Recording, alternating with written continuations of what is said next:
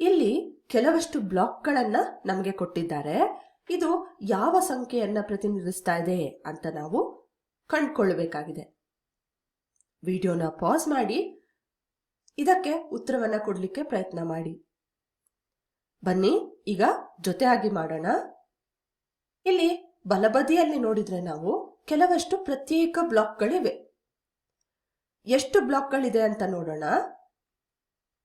1 2 3 4 5 6 7 8 9 9 ಪ್ರತ್ಯೇಕ ಬ್ಲಾಕ್ಗಳು ಅಥವಾ 9 ಒಂದು ಬ್ಲಾಕ್ಗಳು ಅಂದ್ರೆ ಬಿಡಿ ಸ್ಥಾನದಲ್ಲಿ 9 ಇದೆ ಅಂತ ಹೇಳ್ಬೋದು.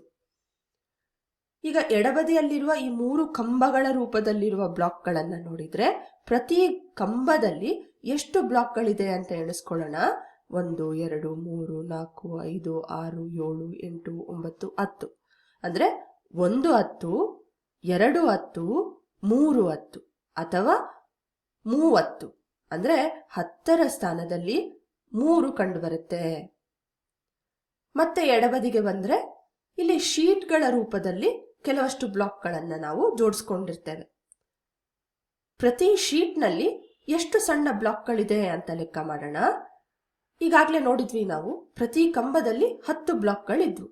ಹಾಗಾಗಿ 10 20 30 40 50 60 70 80 90 100 10 10ಗಳು ಅಥವಾ 100 ಸಣ್ಣ ಬ್ಲಾಕ್ಗಳನ್ನ ಪ್ರತಿ ಶೀಟ್ ಹೊಂದಿರುತ್ತೆ.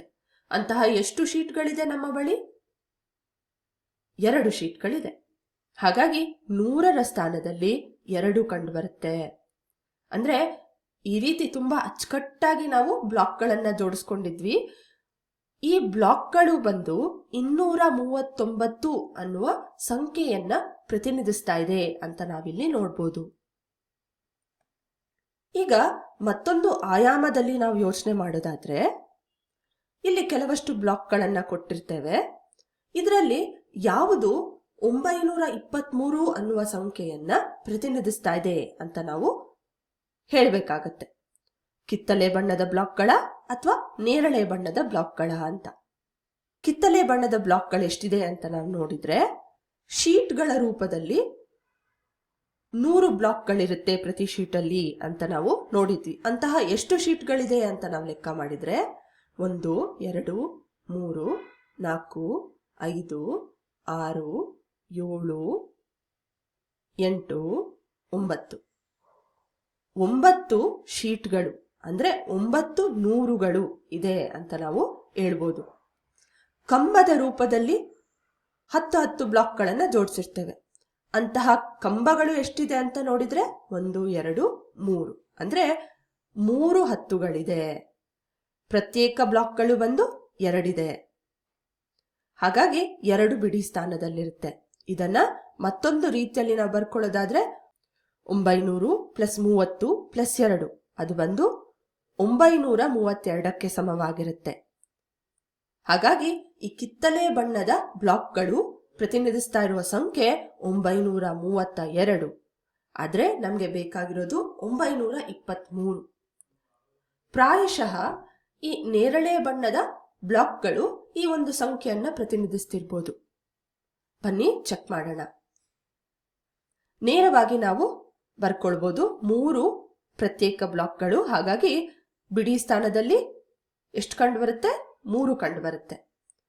ಕಂಬದ ರೂಪದಲ್ಲಿರೋದು 2 ಕಂಬಗಳು.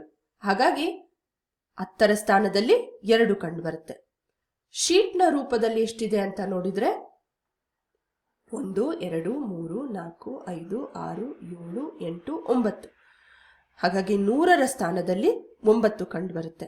ಆದ್ರಿಂದ ಈ ನೇರಳೆ ಬಣ್ಣದ ಬ್ಲಾಕ್ಗಳು ಬಂದು ನಮಗೆ ಬೇಕಾಗಿರುವ ಸಂಖ್ಯೆಯಾದ 923 ಪ್ರತಿನಿಧಿಸ್ತಾ ಇದೆ.